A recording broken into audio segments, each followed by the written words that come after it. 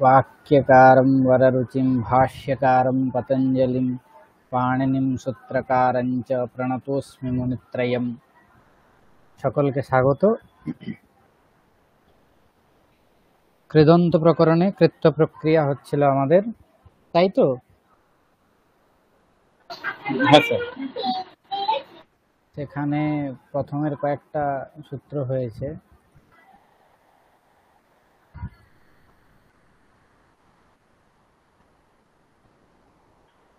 দেখা যাচ্ছে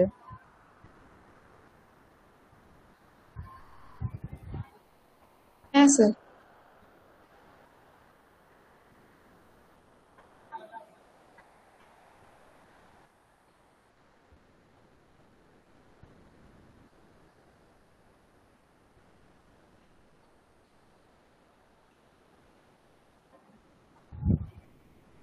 আচ্ছা, আগের দিন যে সূত্রগুলো হয়েছিল বলুন একে একে।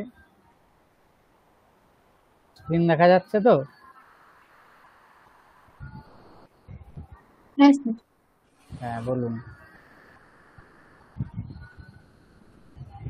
ধাতোহ, আমি চেষ্টা করছি স্যার। হ্যাঁ হ্যাঁ হ্যাঁ বলুন।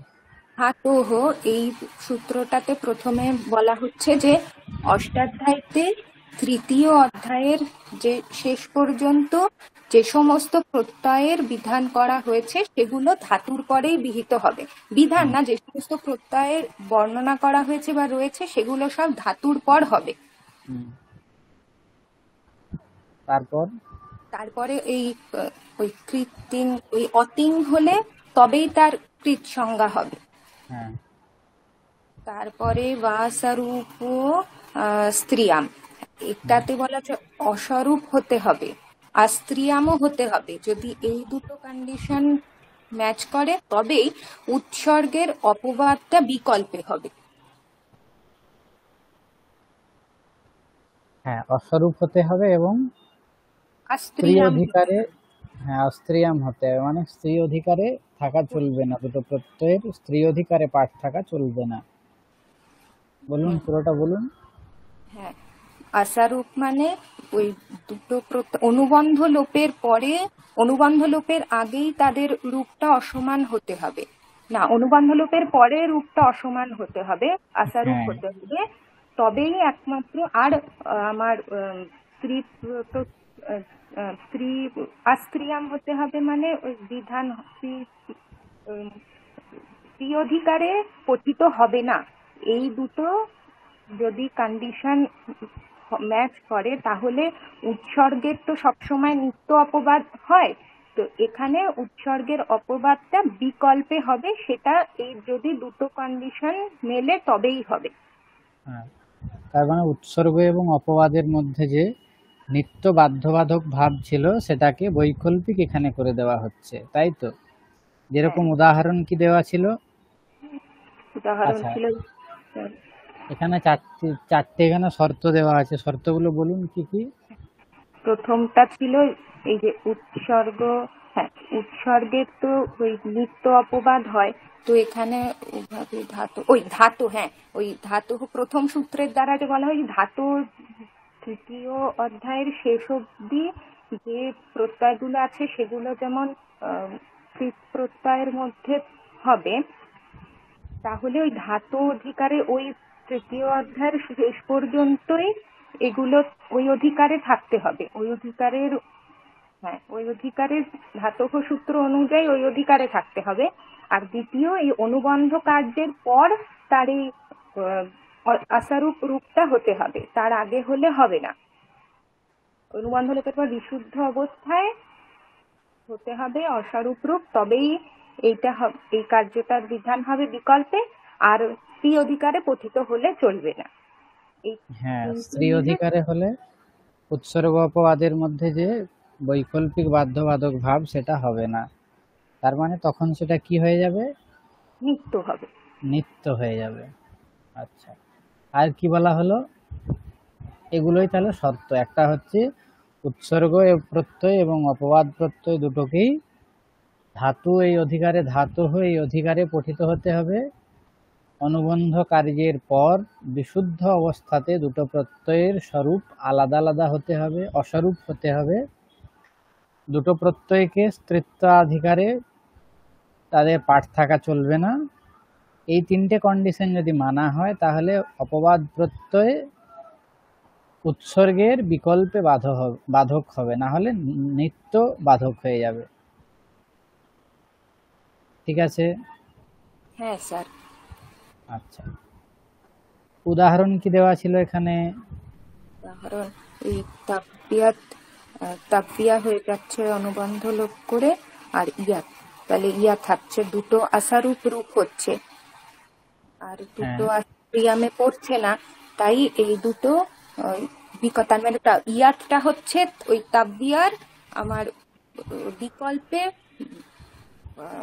বাধক, বাধক না, তাবিয়া হলো, ইয়াত হলো, দুটো আশারূপ হচ্ছে, আশ্রিয়ামে পতিত হচ্ছে না, তার জন্য বিকল্পে এই উৎসর্গ, তাবিয়াটা হচ্ছে উৎসর্গ, ইয়াতটা হচ্ছে তার অপবাদ।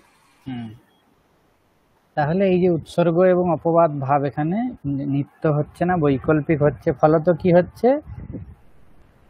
তব্য তব্য অনিয়রও হবে, আবার ইয়ৎ প্রত্যয় হবে, দুটোই হবে।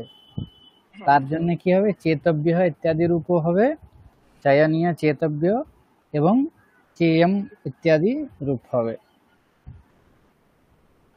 ঠিক আছে?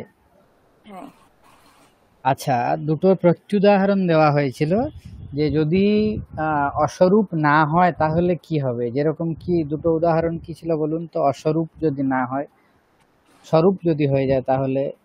হ্যাঁ, ওই দুটোতেই ইয়াকার আসছিল, ইয়াত ছিল, আর তার আগে অচৌয়াত এই সূত্রের দ্বারা ইয়ত ছিল এবং রিহলিওর নিয়াত এই সূত্রের দ্বারা নিয়াত প্রত্যয় হচ্ছিল। হ্যাঁ দুটোরই অনুবন্ধ লোপ করে ইয়া সারূপ হয়ে যাচ্ছিল, তাই জন্য ওখানে হবে না একটা। হুম, বলুন ওখানে কিভাবে শর্তগুলো এখানে ম্যাচ করছে বা করছে না বলুন। ওখানে তো দুটোই অনুবন্ধ লোপ করার পরে ইয়াকারই পাচ্ছি, তার মানে অস্বরূপ রূপ হচ্ছে না, ওখানে স্বরূপ রূপ হয়ে যাচ্ছে, সেটা অনুবন্ধ লোপের পরে।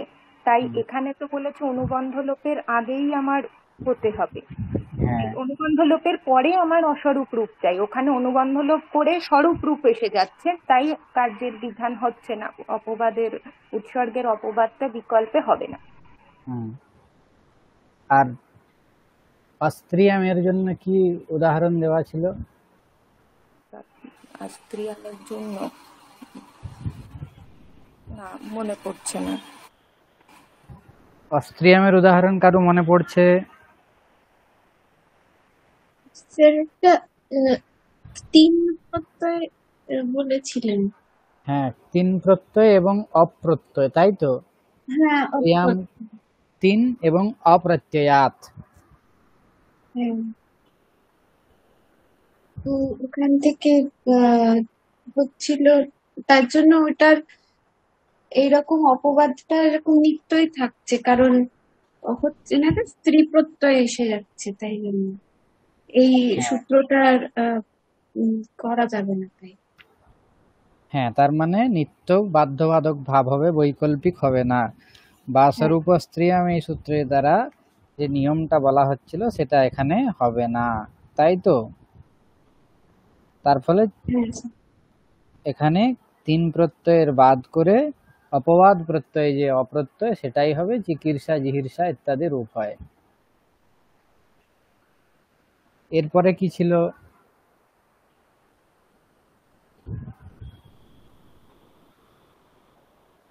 কৃত্যাহা সূত্রের কি অর্থ বলুন? এখানে ওই ত্রিচাউ এই সূত্রটার আগে পর্যন্ত যে সমস্ত প্রত্যয়ের বিধান করা হয়েছে তাদের কৃত সংজ্ঞা হবে। তাদের কৃত সংজ্ঞা হবে? না না, কৃত্তিয়া সংজ্ঞা, কৃত্য সংজ্ঞা হবে। হ্যাঁ, কৃত্য হবে না, হ্যাঁ, দিনের কৃত হলো। হ্যাঁ, আর কৃত্য সংজ্ঞা। কৃত সংজ্ঞা কার দ্বারা হয়? ওই আতিং হ্যাঁ, হলে কৃদতিং। কৃদতিং। ঠিক আছে, তিন ভিন্ন প্রত্যয়ের কৃত সংজ্ঞা করা হচ্ছে। ঠিক আছে। আচ্ছা, তো সেই কৃত প্রত্যয়ের মধ্যে কিছু প্রত্যয় আছে যেগুলো নুল ত্রিচু এই সূত্রের আগে পর্যন্ত যেগুলো পঠিত হয়েছে তাদেরকে এই সূত্রের দ্বারা কি করা হচ্ছে, কৃত্য সংজ্ঞক বলা হচ্ছে, তাই তো? হ্যাঁ স্যার। আচ্ছা, এরপরে আছে কর্তরীকৃত। কর্তরীকৃত এর অর্থ কি? কৃত প্রত্যয়গুলো কর্তা অর্থে হবে। হ্যাঁ, কৃত প্রত্যয় কর্তা অর্থে হয়। তার মানে কৃত প্রত্যয়ের অর্থ কি? কৃত প্রত্যয়ের অর্থ হচ্ছে কর্তা। কৃত প্রত্যয় কর্তা কর্তৃ অর্থে হবে, মানে কৃত প্রত্যয়ের অর্থ কর্তা। ঠিক আছে, কৃত প্রত্যয় কর্তারি স্যাদিতি প্রাপ্তে, এটা প্রাপ্তি হচ্ছে। এরপর কি বলা হচ্ছে, তয়োরেব কৃত্য ত খলর্থাঃ। বলুন। এখানে ওই কৃত্তিয়া প্রত্যয় যেটা রয়েছে তা ওইটা আর খালার্থা, এই দুটো ভাব আর কর্ম অর্থে হবে। হ্যাঁ, কৃত্য ত এবং খলর্থ প্রত্যয়গুলো কোন অর্থে হবে? ভাব কর্মার্থে হবে। আচ্ছা, ভাব কর্ম অর্থে হচ্ছে, এই অর্থটা আমরা পেলাম কোত্থেকে? আচ্ছা, এটা পেলাম তয়োরিতি ভাব কর্মণোঃ গ্রহণম। হ্যাঁ, বিশেষ তয়োহ, এই সূত্রে যে তয়োহ এই যে পদটা আছে, ঠিক আছে, তয়োহ এর অর্থ হচ্ছে ভাব কর্মণোঃ, তাই সেখান থেকে আমরা ভাব কর্মণোঃ এই অর্থ পেলাম। হ্যাঁ বুঝেছি। বোঝা গিয়েছে? হ্যাঁ আচ্ছা, ভাব এবং কর্মের গ্রহণ যে হচ্ছে সেটা আবার লহ কর্মণি চ ভাবে চা কর্মকেভ্যঃ এই সূত্র থেকে হয়। ঠিক আছে, কি সূত্র? লহ কর্মণি চ লহ কর্মণি চ ভাবে চ অকর্মকেভ্যঃ। সূত্রের কর্ম সূত্রের অর্থ কি? লহ কর্মণি, না তো মনে নেই। লহ কর্মণি চ ভাবে চ অকর্মকেভ্যঃ সূত্রের অর্থ কারো মনে আছে? এর আগের প্রকরণেই ছিল কিন্তু। লকারটা যদি অকর্মক হয় তখন ওই কর্মণি আর ভাবে এই অর্থে গ্রহণ করা। হ্যাঁ, বৃত্তি কি বলা ছিল? ওই लका लकारः सकर्मकेभ्यः कर्मणि कर्तरि च स्युः অকর্মকেভ্যঃ अकर्मकेभ्यः भावे ভাবে कर्तरि। কর্তরি চ। হ্যাঁ, তাহলে লকারাহ সকর্মকেভ্যঃ কর্মণি কর্তরি চ স্যুঃ আকর্মকেভ্যঃ ভাবে কর্তরি চ। যদি সকর্মক হয় তাহলে কি হবে? কর্মণি এবং কর্তরি দুটোই হবে।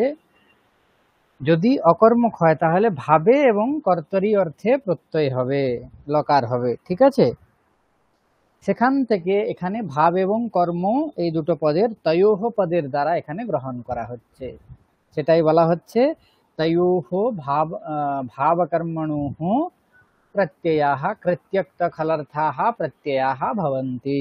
ভাব এবং কর্ম অর্থে কৃত্য ত এবং খলর্থ প্রত্যয় হয়। ঠিক আছে, ভাব এবং কর্ম অর্থে কৃত্য ত এবং খলর্থ প্রত্যয় হয়। আচ্ছা, কৃত্য প্রত্যয় বলতে আমরা জানি কোনগুলো? কৃত্য প্রত্যয় কোনগুলো? স্যার ওই 7টা আছে বলেছিলেন, ওই আম, যেগুলো মানে এমনিতে তো ওই কৃত্য হচ্ছে মূল ত্রিচৌ এইটার আগে হ্যাঁ পর্যন্ত হ্যাঁ হ্যাঁ যেগুলো হ্যাঁ, আছে। কৃত্য প্রত্যয় সংজ্ঞা হচ্ছে বুল ত্রিচৌ এই যে সূত্র আছে তার আগে পর্যন্ত বিস্তৃতি যে সমস্ত প্রত্যয়ের তাদেরকে আমরা কৃত্য বলে অভিহিত করছি, তাই তো? তাহলে এই সমস্ত প্রত্যয়গুলোকে আমরা কৃত্য বলছি, এবং ত প্রত্যয়ও আসবে পরে, খলর্থ প্রত্যয়ও পরে আসবে। এই কৃত্য, ত এবং খলর্থ সংজ্ঞক যে প্রত্যয়গুলো আছে তারা ভাব এবং কর্ম অর্থে বিহিত হবে। এর আগে কর্তরি কৃত এই সূত্রের দ্বারা কর্তৃ সামান্য অর্থে কৃত প্রত্যয়ের বিধান ছিল। তার মানে সামান্যভাবে সমস্ত কৃত প্রত্যয়ের কর্তরি অর্থে বিধান করা হয়েছে। এক্ষেত্রে বিশেষ বিধান বলা হচ্ছে যে ভাবে এবং কর্মণি অর্থে কি হবে, কৃত্য তয় এবং খলর্থ প্রত্যয়ের বিধান করা হবে। বোঝা গিয়েছে? স্যার আচ্ছা, কৃত প্রত্যয় আর কৃত্য প্রত্যয় দুটো কি একই জিনিস? হ্যাঁ, সমস্ত কৃত প্রত্যয়ই হচ্ছে কৃত্য প্রত্যয়। সরি, সমস্ত কৃত্য প্রত্যয় হচ্ছে কৃত প্রত্যয়। আচ্ছা, হ্যাঁ। কিন্তু সমস্ত কৃত প্রত্যয় কৃত্য প্রত্যয় নয়। তার মানে কৃত এই যে সংজ্ঞাটা আছে এটা হচ্ছে অনেকটাই মানে বিস্তৃত। তার একদেশ হচ্ছে কৃত্য। ওই যে নুল ত্রিচৌ বলা হলো, নুল ত্রিচৌর পরেও অনেক সূত্র আছে, অনেক প্রত্যয়ের বিধান করা আছে যেগুলো কৃৎসঙ্গক প্রত্যয়। ঠিক আছে? ধরুন যদি সম্পূর্ণ, আমি উদাহরণ হিসাবে বলছি, যদি সম্পূর্ণ কৃত্য প্রকরণে 100টা প্রত্যয় থাকে, সেখানে নুল ত্রিচৌ প্রত্যয় মানে নুল ত্রিচৌ সূত্র পর্যন্ত 7টা প্রত্যয় বলা হচ্ছে। এই 7টা প্রত্যয় হচ্ছে কৃত্য প্রত্যয়, আর সম্পূর্ণ 100টা প্রত্যয়ই হচ্ছে কৃত প্রত্যয়। বোঝা গিয়েছে?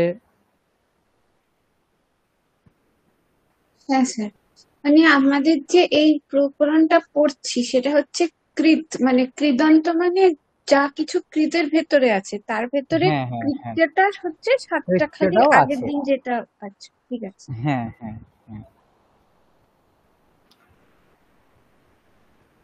এরপরে আছে তব্যত তব্যানিয়রহ। তব্যত তব্যানিয়রহ,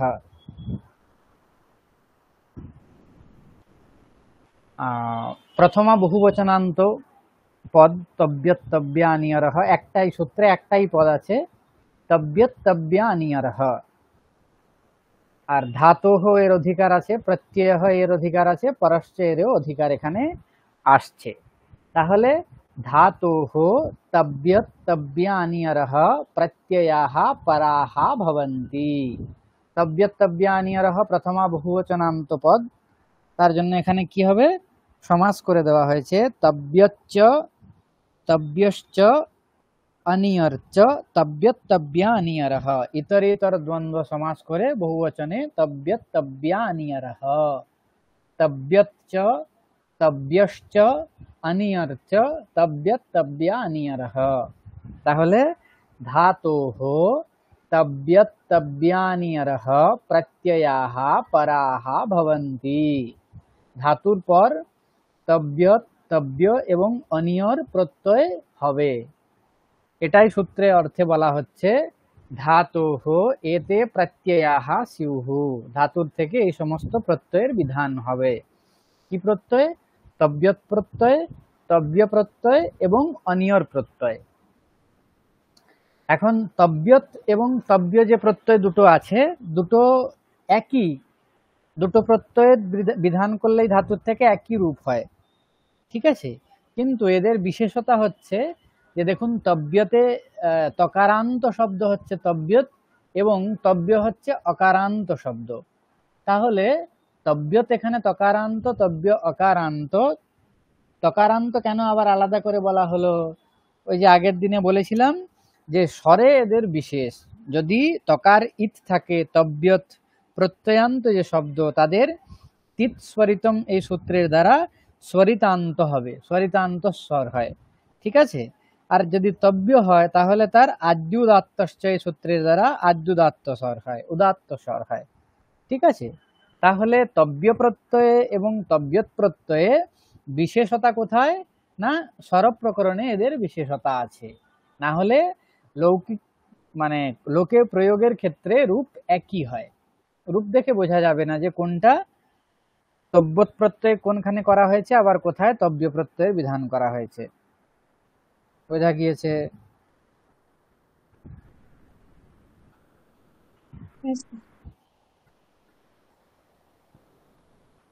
তব্যত প্রত্যয় অনুবন্ধ লোপের পরে তব্য থাকে, তব্য প্রত্যয় অনুবন্ধ লোপের পরে তব্য থাকে, এবং অনিয়র প্রত্যয় অনুবন্ধ লোপের পরে অনীয়, অনীয় এই রূপটা থাকে। তাহলে তব্য, তব্য এবং অনীয় এগুলো হচ্ছে অবশেষ থাকে। एधितव्यम एधनीयम त्वया, एधितव्यम एधनीयम त्वया। এদ ধাতু থেকে তব্য প্রত্যয় করে এধিতব্য রূপ হয় এবং অনিয়র প্রত্যয় করে অনি এধনীয়ম রূপ হচ্ছে। এধিতব্যম এধনীয়ম ত্বয়া কিভাবে রূপ হচ্ছে সেটা আমি রূপ সাধন করে দেখিয়ে দেব এখানে।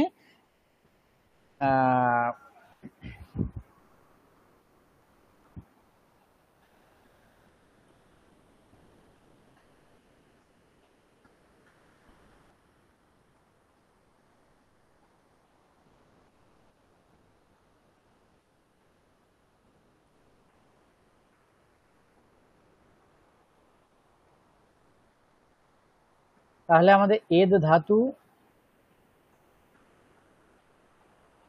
তাই তো, এদ ধাতু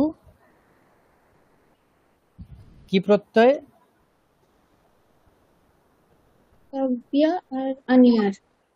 এদ ধাতু তব্যত অথবা তব্য প্রত্যয় যে কোনো একটা করলে দেখা যাচ্ছে স্ক্রিন? হ্যাঁ স্যার। আচ্ছা, এদ ধাতু তব্য প্রত্যয়,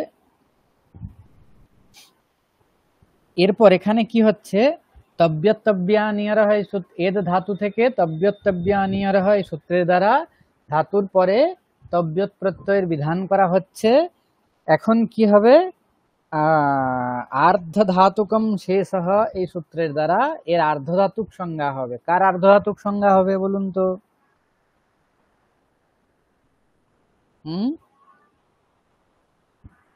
তব্যত প্রত্যয়ে অনুবন্ধ লোপের পরে তব্য তকার উঠে গেল, তব্য থেকে গেল।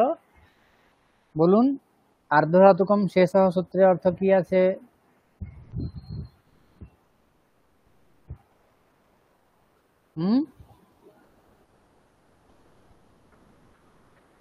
আর্ধধাতুকম শেষঃ মনে পড়ছে সূত্রের অর্থ?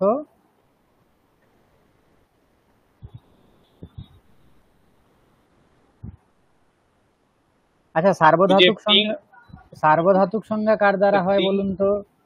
তিং প্রত্যয় এবং শীত প্রত্যয় ছাড়া মানে ধাতুর পরে যে অন্য যে প্রত্যয়গুলো আছে সেইগুলোই স্যার আর্ধধাতুক সংজ্ঞা হয়। হ্যাঁ, তিংশিদ্ভ্যো অন্যঃ ধাতোরিতি বিহিতঃ প্রত্যয়ঃ আর্ধধাতুক সংজ্ঞঃ স্যাৎ। তিংশিদ্ভ্যঃ অন্যঃ মানে তিং এবং শীত থেকে আলাদা ভিন্ন ধাতুর থেকে বিহিত প্রত্যয় আর্ধধাতুক সংজ্ঞক হয়। তাহলে তিং শীত এর কি সংজ্ঞা আছে?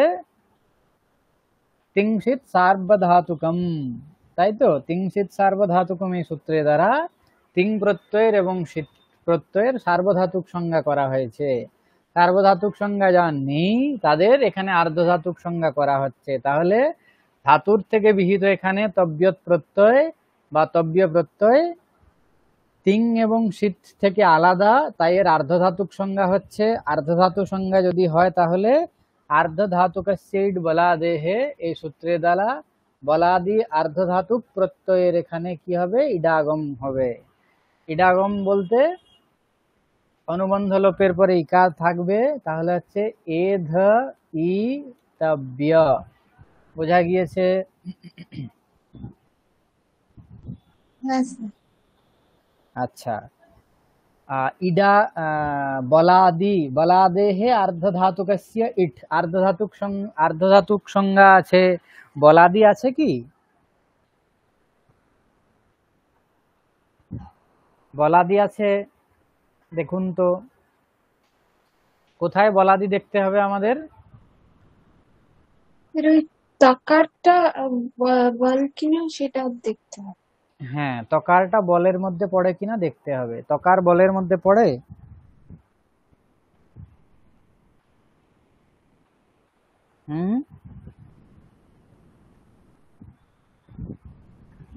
প্রত্যাহার গুলো মনে পড়ছে?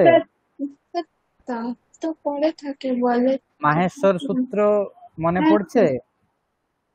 হ্যাঁ, স্যার তা তো খারেতে থাকে, এটাতে থাকে না হুম।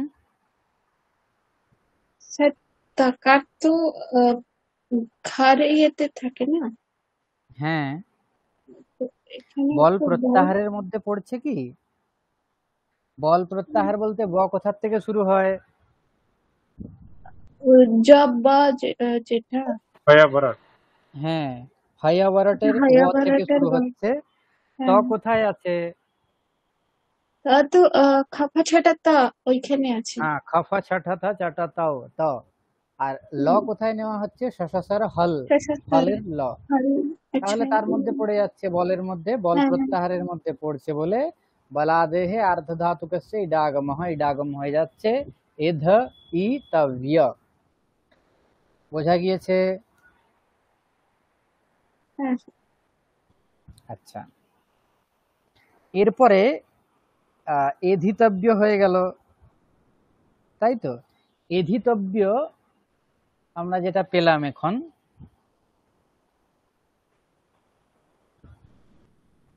এধিতব্য, এটা কি ধরনের শব্দ বলুন তো?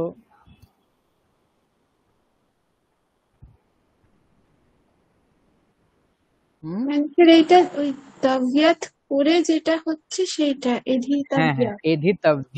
হ্যাঁ, কৃদন্ত তো,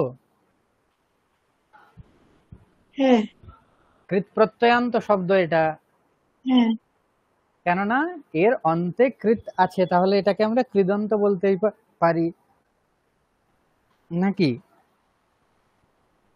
হুম। হ্যাঁ স্যার। আচ্ছা, তাহলে যদি কৃদন্ত হয় তাহলে কৃত্তদ্ধিত সমাসাশ্চ এই সূত্রের দ্বারা কি হবে?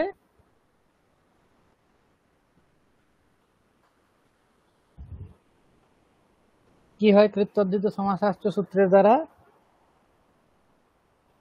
প্রত্যেকটাই সূত্র কিন্তু প্রাতিপদিক, এসেছে। প্রাতিপদিক হ্যাঁ, সংজ্ঞা। প্রাতিপদিক সংজ্ঞা হয়। প্রাতিপদিক সংজ্ঞা হলে কি হবে? স্যার তার মানে তো হুম, তিতস, আচ্ছা, আহ, হ্যাঁ, সু ওটাকে কি সুযোগ বলা হয়? তিতস। সুপ্রত্যয়।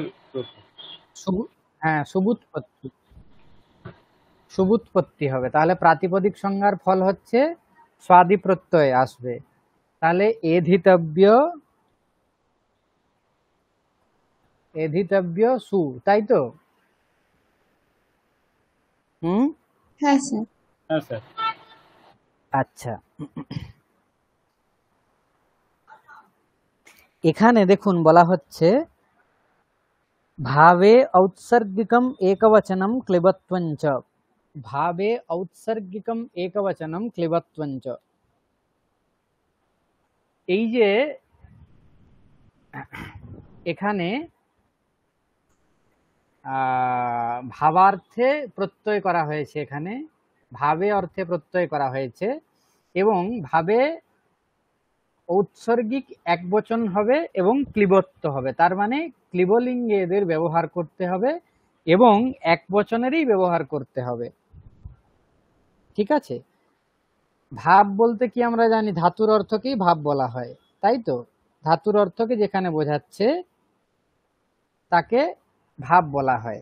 এখন ভাবার্থে যদি প্রত্যয়ের বিধান হয় তাহলে কি হবে? সেখানে স্ত্রীত্ব অর্থে ব্যবহার হবে না বা পুংস্ত্ব অর্থে পুংলিঙ্গেও ব্যবহার হবে না, সেখানে সামান্য নপুংসকম এই সূত্রের দ্বারা নপুংসক লিঙ্গেই ব্যবহার করা হবে। ঠিক আছে? ভাবার্থে সামান্যভাবে নপুংসক লিঙ্গের ব্যবহার করা হয়। বোঝা গিয়েছে? এবং এক বচনে ব্যবহার করতে হবে, তার মানে বহু বচনের ব্যবহার করা যাবে না। বুঝতে পেরেছেন? মানে এই যে শব্দটা প্রাতিপদিকটা পেলাম, এইটার হ্যাঁ খালি এক হ্যাঁ বছরের রূপগুলোই হবে।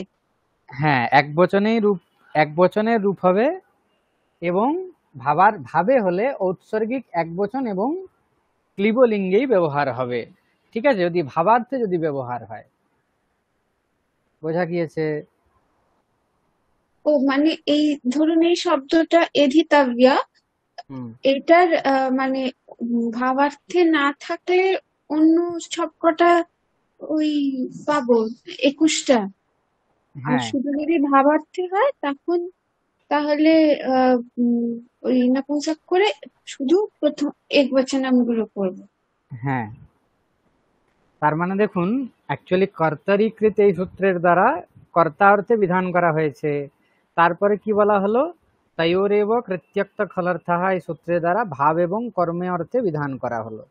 সেখানে ভাব বলতে ধাতুর অর্থকেই বোঝানো হচ্ছে, ঠিক আছে। এখন যদি ভাবে অর্থে কারু প্রত্যয়ের কোনো প্রত্যয়ের বিধান করা হয়, সেক্ষেত্রে কি হবে না, বলা হচ্ছে ভাবে ঔৎসর্গিকম একবচনম ক্লিবত্বম চ। ভাবার্থে কি বলেছেন ভাষ্যকার পতঞ্জলি, যে ভাবার্থে যদি ব্যবহার করা হয় তাহলে উৎসর্গত ঔৎসর্গিকম মানে হচ্ছে স্বাভাবিকভাবে, স্বাভাবিকভাবে সামান্যভাবে এক বচন হবে এবং ক্লিবত্ব হবে, ক্লিবতা হবে, নপুংসক লিঙ্গে ব্যবহার হবে, ঠিক আছে। কর্ম অর্থে হলে এটা হবে না। কর্ম অর্থে হলে যেরকম স্ত্রীলিঙ্গের যদি কর্ম থাকে তাহলে সেই অনুসারে কর্মে স্ত্রীলিঙ্গে ব্যবহার হবে, যদি ক্লিবলিঙ্গে থাকে ক্লিবলিঙ্গে হবে, যদি পুংলিঙ্গে থাকে তাহলে পুংলিঙ্গে হবে। বোঝা গিয়েছে? এমনিতে আমরা যখন বাচ্য পরিবর্তন করি বা করি, সে তো ভাব ভাব থাকলে সবসময় আমরা ওই হ্যাঁ ধরে নিই যেটা সেই রকম ব্যাপার, হ্যাঁ তাই তো? হ্যাঁ হ্যাঁ, বাচ্য ঠিক আছে। পরিবর্তনের ক্ষেত্রে ওই ওই কারণেই আমরা করি। ও কেননা ভাষ্যকারের মত আছে যে ভাবে ঔৎসর্গিকম একবচনম ক্লিবত্বম চ, ভাবার্থে উৎসর্গত মানে স্বাভাবিকভাবে এক বচন এবং ক্লিব লিঙ্গের ব্যবহার করা দরকার, উচিত, ঠিক আছে। তাহলে এখানে এক বচনের ব্যবহার করা হলো সু। এখন নপুংসক লিঙ্গে যদি হয় তাহলে কি হবে, সুয়ের জায়গায় অম হয়ে যায়, এধিতব্য অম। হুম, কোন সূত্রের দ্বারা অম হয়, অতো অম এই সূত্রের দ্বারা, ঠিক আছে। অতো অম এই সূত্রের দ্বারা এখানে অম হয়ে যাবে। অম হলে কি হবে, আমি পূর্ব হয় এই সূত্রের দ্বারা পূর্বরূপ একাদেশ হয়ে যাবে। অত অম এই সূত্রের দ্বারা কি হচ্ছে, অম হবে অত অঙ্গাত পরস্য ক্লিবাত সমূহ অম স্যাৎ, अदन्तात् अङ्गात् परस्य क्लिबात् अदन्तात् क्लिबात् अङ्गात् क्लिबात् परस्य। অদন্ত ক্লিবলিঙ্গে অঙ্গের পর এধিতব্য যে অঙ্গ আছে তারপর কি হবে, বলা হচ্ছে যে সু এবং অমের অম আদেশ হয়। সু এর যা স্থানে এখানে অম আদেশ হয়ে গেল, অম হয়ে গেল। এরপর অমি পূর্ব হয় সূত্রের দ্বারা কি হচ্ছে, পূর্বরূপ একাদেশ হয়ে যাচ্ছে। পূর্বরূপ একাদেশ হলে কি হবে, এখানে এধিতব্যম। পরের অকারটা লোপ হয়ে যাবে। হ্যাঁ, আমি পূর্ব সূত্রের অর্থ কি বলুন তো, এটা তো এসেছিল।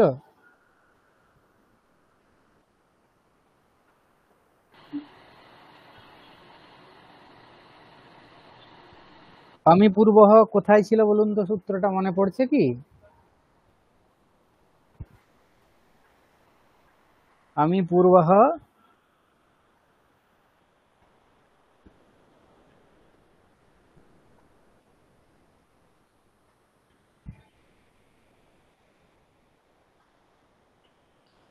কোথায় এসেছিল, আমি পূর্ব রামম রামৌ, মনে পড়ছে?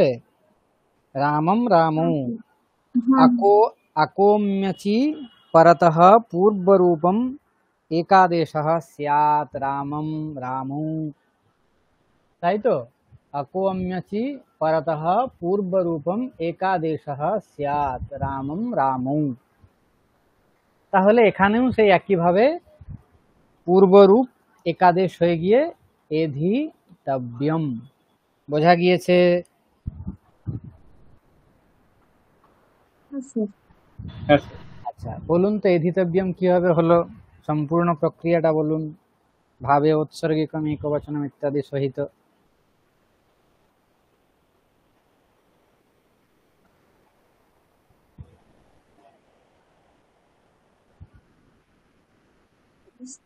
চেষ্টা করছি ফার্স্টে এধ তাবিয়াত এটা হচ্ছে, এবার ওইখানে তাবিয়াত আনিয়ারাহা এই সূত্র থেকে করছি। এবারে এইখানে আম, তাহলে এধ তাবিয়া এখানে প্রথমে আর্ধধাতুক আহ, উম, আর্ধধাতুকম এই সূত্র থেকে এখানে আর্ধধাতুক সংজ্ঞা হচ্ছে তাবিয়া প্রত্যয়। তাহলে এধ তাবিয়া, তারপরে ওয়ালাদি শেষে ওইটার থেকে আহ ইডাগম হচ্ছে, ইডাগম হওয়ার পরে ইকার তাই জন্য থাকছে লোপ, অনুবন্ধ লোপ করে। তাহলে এধি তাবিয়া। এবার এইটা হয়ে যাওয়ার পরে এইটা এবারে আহ কৃত তদ্ধিত সমাস এটা দিয়ে প্রাতিপদিক সংজ্ঞা হলো এটা। এরপর প্রাতিপদিক সংজ্ঞা হওয়ার ফলে আমরা এখানে ওই সুবন্তার মতন করতে পারবো। তাহলে এধিতব্যা সু এইটা হচ্ছে। প্রাতিপদিক সংজ্ঞা হলে সুবুৎপত্তি হবে, সু ঔজস ইত্যাদি সূত্র থেকে সুপ্রত্যয়ের এখানে সুবিভক্তি বা প্রত্যয় এখানে হবে। তারপর যেহেতু ভাবার্থে এখানে প্রত্যয়ের বিধান হচ্ছে, তাই ভাবে ঔৎসর্গিকম একবচনম ক্লিবত্বঞ্চ এই নিয়মের দ্বারা এখানে ক্লিবত্ব হবে, একবচন এবং ক্লিবত্ব হবে। তাই সুয়ের স্থানে এখানে অম হয়ে যাবে। নপুংসক লিঙ্গের ক্ষেত্রে জ্ঞানম ইত্যাদি যখন রূপ সাধন হয়েছে সেক্ষেত্রে অত অম সূত্রের দ্বারা অম হয়ে যায়। তারপর অম হয়ে গেলে আমি পূর্ব হয় সূত্রের দ্বারা তার জন্য পূর্বরূপ সন্ধি হচ্ছে ওই আমি এধিতব্য এটা থাকছে, পরের আকারটা থাকছে না, এধিতব্যম হচ্ছে। হ্যাঁ, আচ্ছা, তাহলে এধিতব্যম হয়ে গেল, বোঝা গিয়েছে। एधितव्यम एधनीयम त्वया, एधितव्यम एधनीयम त्वया, एधितव्यम एधनीयम त्वया। একইভাবে এধনীয়ম হবে। এধনীয়ম বলুন তো কিভাবে হচ্ছে?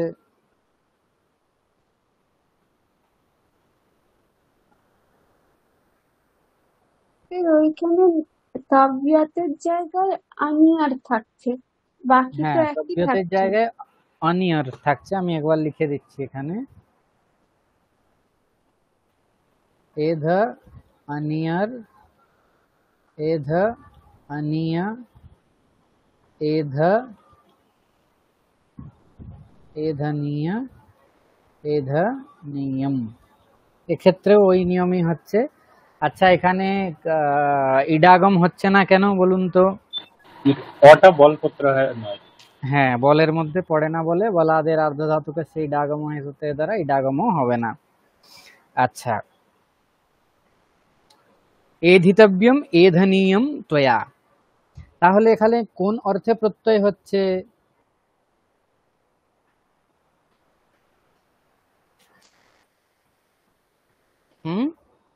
ভাবার্থে প্রত্যয় হচ্ছে। হ্যাঁ, ভাবার্থে প্রত্যয় হচ্ছে। আর এখানে যে কর্তা এধিতব্যম এধনীয়ম ত্বয়া, কর্তা এখানে হচ্ছে ত্বম, ত্বম হচ্ছে কর্তা।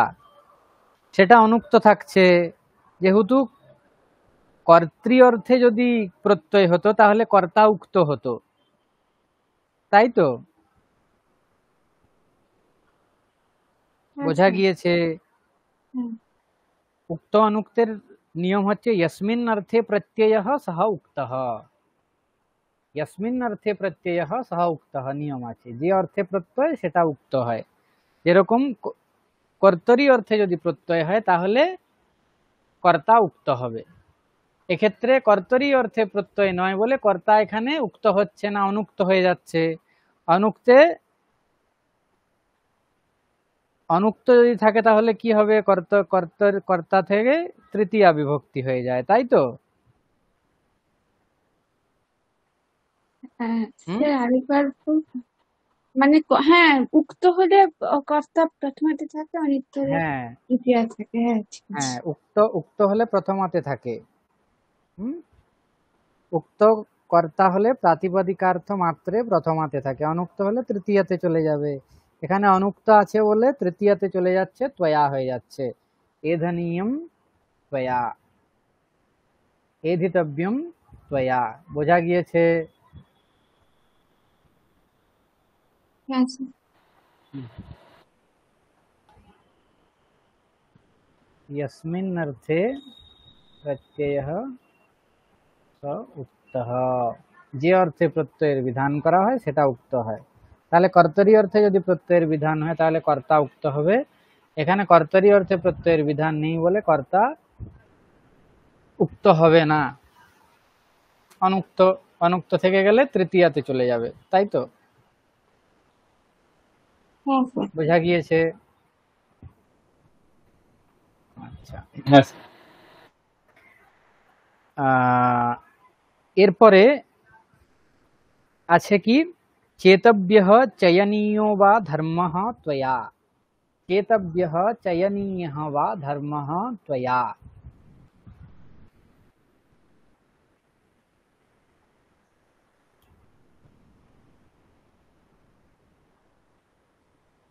चेतव्यः चयनीयः वा धर्मः त्वया। এখানে কোন অর্থে প্রত্যয় হয়েছে?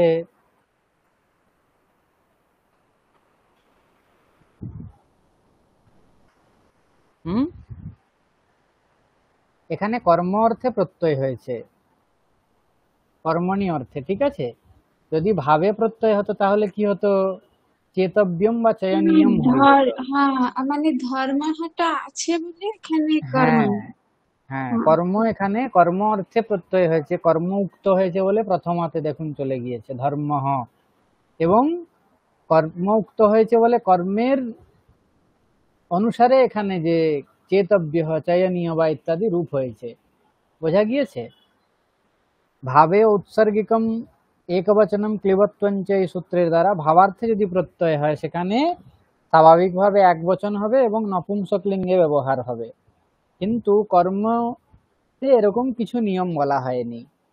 ঠিক আছে, কর্ম যে লিঙ্গে যে বচনে থাকবে তার অনুসারেই সেখানে রূপটা হবে। এখানে যেরকম ধর্ম শব্দ পুংলিঙ্গে আছে বলে, এক বচনে আছে বলে এখানে পুংলিঙ্গে এক বচনে রূপ হয়েছে চেতব্যঃ। অনিয়র প্রত্যয়ের ফলে কি হয়েছে? চয়নীয়ঃ। হ্যাঁ, ঠিক একইভাবে যদি ধর্মের জায়গায় অন্য কিছু নীতি যদি বলা হতো তাহলে চেতব্যা, চয়নীয়া। ঠিক আছে, কার্যম যদি বলা হতো তাহলে চেতব্যম,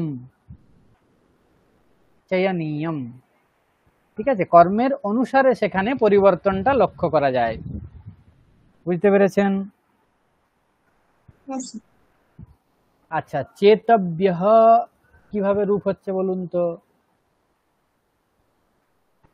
চি ধাতু তব্য প্রত্যয় বা তব্যৎ প্রত্যয়, বলুন এরপর কি হবে?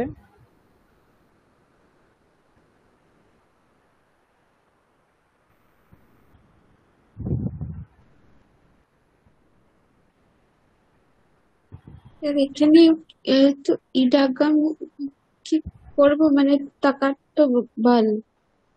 হ্যাঁ, হুম, চি তব্য হচ্ছে, তারপর অনুবন্ধ লোপ করে দিলে হচ্ছে চি তব্য। এখানে বল পরে আছে তার জন্য বলাদের আর্ধধাতুকস্য ইট এই সূত্রের দ্বারা ইডাগম প্রাপ্ত হচ্ছে। কিন্তু ইডাগম নিষেধের জন্য একটা সূত্র আছে, একাচ উপদেশে অনুদাত্তাৎ। একাচ উপদেশে অনুদাত্তাৎ।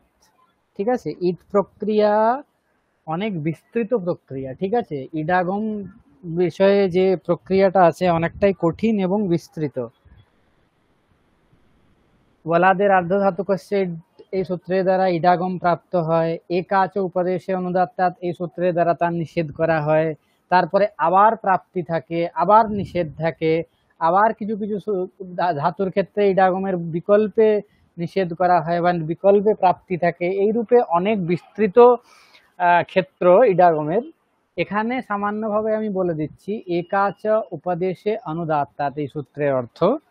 এই জন্যে ওইখানে আমাদের যখন ভাদি প্রকরণ ছিল সেখানে এটা করা হয়েছে, অ্যাভয়েড করা হয়েছে। একাচ উপদেশে অনুদাত্তাৎ সূত্রের অর্থ হচ্ছে উপদেশে यो धातुः एकाच अनुदात्तश्च तस्मात् परस्य बलादेः अर्धधातुकस्य इट् न भवति।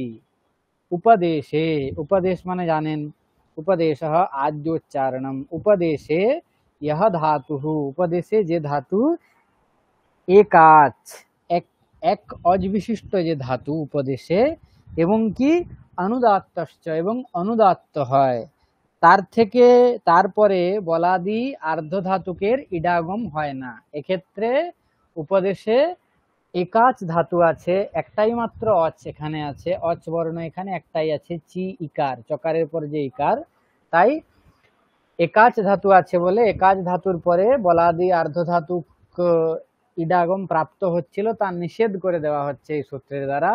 একাচ উপদেশে অনুদাত্তাৎ এই সূত্রের দ্বারা ইডাগমের নিষেধ হয়ে গেলে কি হবে? চিতব্য। এরপর কি হবে? সার্বধাতুক আর্ধধাতুকয়োঃ এই সূত্রের দ্বারা কি হবে?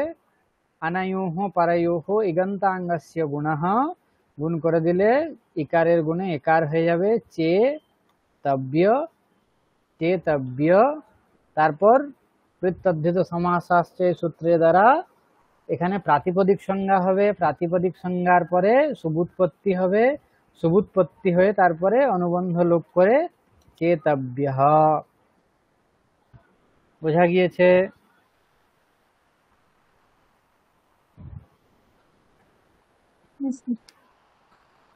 প্রত্যেকেই বুঝতে পেরেছেন চেতব্যঃ কিভাবে আসছে?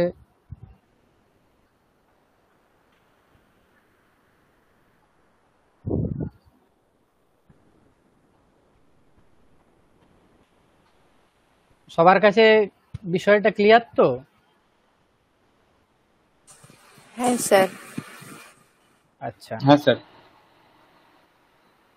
তাহলে চেতব্যঃ চয়নীয়ঃ বা ধর্মঃ ত্বয়া।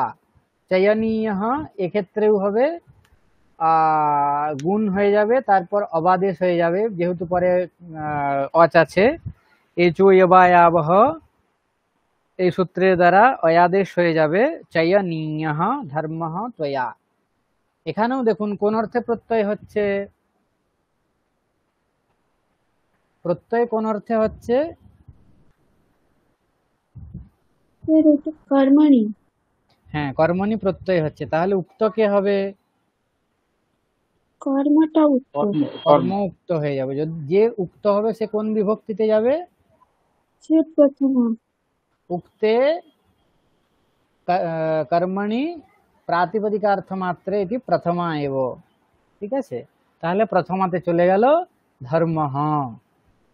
আর কর্তা এখানে অনুক্ত আছে বলে কর্তৃকারণয়োঃ তৃতীয়া সূত্রের দ্বারা তৃতীয়াতে থাকবে চেতব্যঃ চয়নীয়ঃ বা ধর্মঃ ত্বয়া।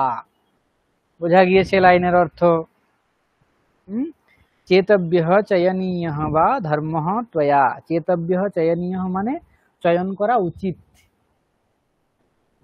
ঠিক আছে, তব্য অনিয়র ঔচিত্য, যোগ্যতা ইত্যাদি যে সমস্ত অর্থ আছে এই অর্থে হয়। চয়নীয় মানে চয়ন করা উচিত, চয়ন করার যোগ্য। বোঝা গিয়েছে? এই জন্য দেখবেন বিধিলিং লকারে, আমাদের বিধিলিং লকার এর অর্থ আমরা জানি, ঔচিত্য, যোগ্যতা ইত্যাদি অর্থ আছে। যেরকম রামঃ পুস্তকম পঠেত, এর অর্থ কি? রামের বই পড়া উচিত। হ্যাঁ, রামের বই পড়া উচিত। এর যদি আমরা কর্মণি করি, ঠিক আছে, কর্মণি প্রয়োগ করি বা প্রয়োগান্তর করি, তাহলে কি হবে? রামেণ পুস্তকম পঠনীয়ম।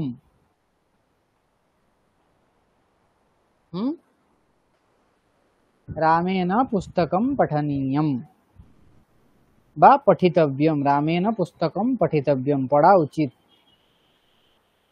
ঠিক আছে, পুস্তক ওখানে হ্যাঁ, কর্ম আছে, কর্ম উক্ত হচ্ছে, কর্ম প্রত্যয়, কর্মণি প্রত্যয় হচ্ছে বলে পঠনিয়ম হয়ে যাচ্ছে। ঠিক আছে, এই সমস্ত ক্ষেত্রে ভাবে করা নেই, পুস্তক কর্ম আছে সেই অনুসারে পঠনিয়ম বা পঠিতব্যম হচ্ছে। তাহলে বুঝতে পেরেছেন সূত্রের অর্থ। তব্যত্তব্যানিয়রহ, পংক্তির অর্থ বোঝা গিয়েছে। মানে উচিত। হুম, এই যে চিং চিং এই ধাতুটার মানে কি উচিত? চিং চয়নি, আর চয়নি মানেটা কি? চয়ন করা। চয়ন মানে ঠিক কি? আছে, যেরকম পুষ্প চয়ন করা, ও ভবতা আচ্ছা আচ্ছা। বা ভবত্যা পুষ্পানি চেতব্যানি। ভবতা পুষ্পানি চেতব্যানি। ঠিক আছে, দেখবেন অনেক সময় পাঠ্যক্রমে লেখা থাকে যে চিতাহা অংশাহা। হ্যাঁ, চিতাহা অংশাহা মানে কিছু কিছু জিনিস চয়ন করে নেওয়া হয়েছে, সিলেক্টেড টেক্সট। আচ্ছা, বোঝা গিয়েছে সূত্রের অর্থ, পংক্তির অর্থ। ধাতোঃ এতে প্রত্যয়াঃ স্যুঃ, এধিতব্যম এধনীয়ম ত্বয়া, ভাবে ঔৎসর্গিকম একবচনম ক্লিবত্বম চ, চেতব্যঃ চয়নীয়ঃ বা ধর্মঃ ত্বয়া। এখানে একটা বার্তিক আছে, কেলিমরহ উপসংখ্যানম, কেলিমরহ উপসংখ্যানম, কেলিমরহ উপসংখ্যানম বার্তিক। মহাভাষ্যে তব্যত্তব্যানিয়রহ এই সূত্র ব্যাখ্যান প্রসঙ্গেই এই বার্তিকটা আসছে। কেলিমরহ উপসংখ্যানম, কেলিমরহ ষষ্ঠী একবচনান্ত পদ, আর উপসংখ্যানম প্রথমা একবচনান্ত পদ। ঠিক আছে, তাহলে কেলিমরহ উপসংখ্যানম, কেলিমর হচ্ছে একটা প্রত্যয়, হ্যাঁ, কেলিমরও হচ্ছে একটা প্রত্যয়, আর উপসংখ্যানম এর অর্থ হচ্ছে পরিগণনম কর্তব্যম। তার মানে তব্যদাদিষু প্রত্যয়েষু কেলিমরহ প্রত্যয়স্য अपि উপসংখ্যানম করণীয়ম, পরিগণনম কর্তব্যম। তব্য, তব্যনিয়র ইত্যাদি প্রত্যয়ের প্রসঙ্গে কেলিমর প্রত্যয়েরও বিধান বা পরিগণনা করা উচিত। তার মানে সূত্রকার বলেননি, বার্তিককার সেটা বলছেন যে এই প্রসঙ্গে কেলিমর প্রত্যয়েরও গ্রহণ করা উচিত। ঠিক আছে, তব্যদাদিষু কেলিমরহ अपि উপসংখ্যানম পরিগণনম কর্তব্যম। তব্যতাদি প্রত্যয়ের মধ্যে কেলিমর প্রত্যয়কেও গ্রহণ করা উচিত। ঠিক আছে, কেলিমর প্রত্যয় যদি হয় তাহলে কি রূপ হবে? পচেলিমাহা মাসাহা পক্তব্যা ইত্যর্থঃ। কেলিমর প্রত্যয়ে অনুবন্ধ লোপের পর এলিম এই অংশটা অবশিষ্ট থাকে, যেহেতু ককারের লসক্পতাদ্ধিতে এই সূত্রের দ্বারা ইৎসংজ্ঞা হয়ে যাবে, এবং রেফের হালান্ত্যম এই সূত্রের দ্বারা ইৎসংজ্ঞা হয়ে যায়, তাদের তস্য লোপ হয় সূত্রের দ্বারা ককারের এবং রেফের লোপ হয়ে যাওয়ার পরে এলিম অংশ অবশিষ্ট থাকে। তারপর ধাতুর থেকে এলিম ধাতুর সাথে যোগ হয়ে যে রূপটা হয়, যেরকম পচে লিমাহা, ভিদে লিমাহা,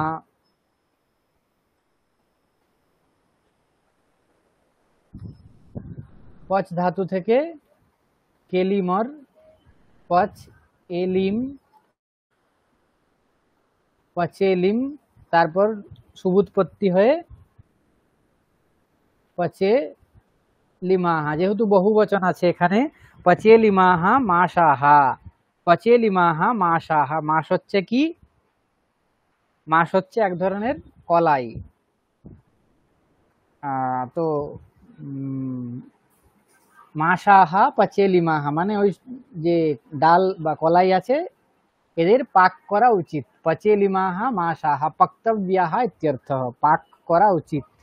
পক্তব্যাহা এই অর্থেই পচে লিমাহা এই প্রয়োগ করা হয়েছে। ঠিক আছে,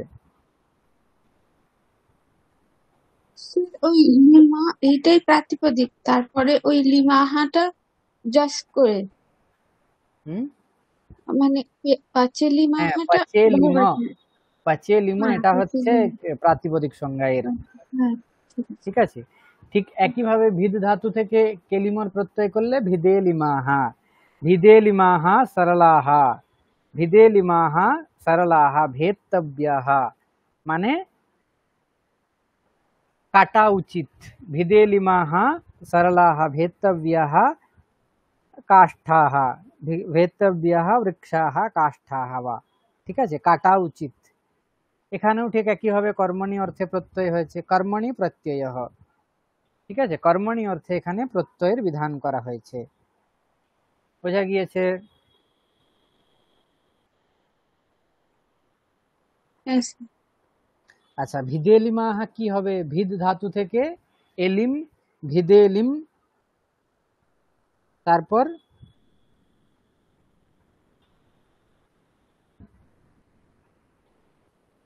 ভিদে লিমাহা, আর এরপর কিছুই নেই, ভেত্তব্যাহা ইত্যর্থ। তার মানে এর অর্থ বলা হচ্ছে ভেত্তব্যাহা, ভেত্তব্যাহা ভিদে লিমাহা।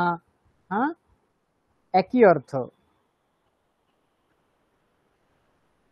একইভাবে পক্তব্যাহা, পচনীয়াহা, পচে লিমাহা, একই অর্থ। ঠিক আছে,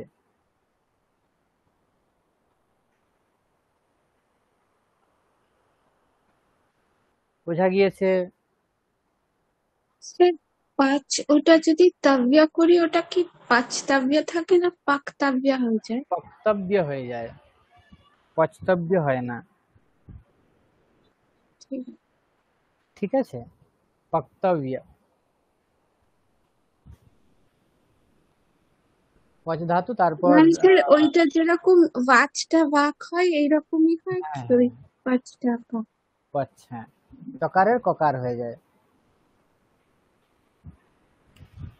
আচ্ছা, হয়ে গেল। এরপরে আছে কৃত্যলুটো বহুলম, কৃত্যলুটো বহুলম, কৃত্যলুটঃ বহুলম। আপনারা অষ্টাধ্যায়ীতে অনেক জায়গায় দেখবেন যে বহুলম এই পদটা এসেছে, অনেক সূত্রতে আছে। হ্যাঁ, কৃত্যলুটো বহুল, বহুলম এই পদটা অনেক সূত্রে এসেছে। তো এর অর্থ কি? এই সূত্রে এখানে বলা হয়েছে কৃত্যলুটঃ বহুলম, সরি, এখানে কৃত্যলুটঃ বহু বচন হবে এবং বহুলম হচ্ছে এক বচনান্ত পদ। কৃত্যলুটঃ, কৃত্যাশ্চ লুটঃ চ কৃত্যলুটঃ, কৃত্যাশ্চ লুটশ্চ কৃত্য, সরি, কৃত্যাহ চ লুট চ কৃত্যলুটঃ, মানে কৃত্য প্রত্যয় এবং লুট প্রত্যয়। কৃত্য প্রত্যয় অনেকগুলো আছে, লুট প্রত্যয় একটা, বহুলম। আর এখানে কৃত্যলুটঃ বহুলম অর্থ হবে কৃত্যলুটঃ বহুলম ভবন্তি, কৃত্যলুটঃ বহুলম ভবন্তি। কৃত্য প্রত্যয় এবং লুট প্রত্যয় বহুলার্থে হয়। এখন এই যে বহুলম ভবতি বা বহুলার্থ বলা হয়েছে, বহুল শব্দের অর্থ কি এটা বলার জন্য একটা শ্লোক আছে এখানে। ক্বচিৎ প্রবৃত্তিঃ ক্বচিৎ অপ্রবৃত্তিঃ ক্বচিৎ বিভাষা ক্বচিৎ अन्यदेव, विधेर्विधानं बहुधा समीक्ष्य चतुर्विधं बाहुलकं वदन्ति। विधेर्विधानं बहुधा समीक्ष्य चतुर्विधं बाहुलकं वदन्ति। তো বহুল শব্দের চারটে অর্থ আছে, ক্বচিৎ প্রবৃত্তিঃ, ক্বচিৎ অপ্রবৃত্তিঃ, ক্বচিৎ বিভাষা, ক্বচিৎ अन्यदेव। ঠিক আছে, ক্বচিৎ প্রবৃত্তি, ক্বচিৎ অপ্রবৃত্তি, ক্বচিৎ বিভাষা, ক্বচিৎ अन्यदेव। বহুলার্থ হচ্ছে এই চারটে। বহুল মানে কিন্তু শুধুমাত্র বিভাষা বা বিকল্প বলে নয়। বহুল আমরা দেখেছি বেশিরভাগ ক্ষেত্রে বহুল থাকলে সেখানে আমরা বিকল্পে বিধির বিধান করি, তাই তো?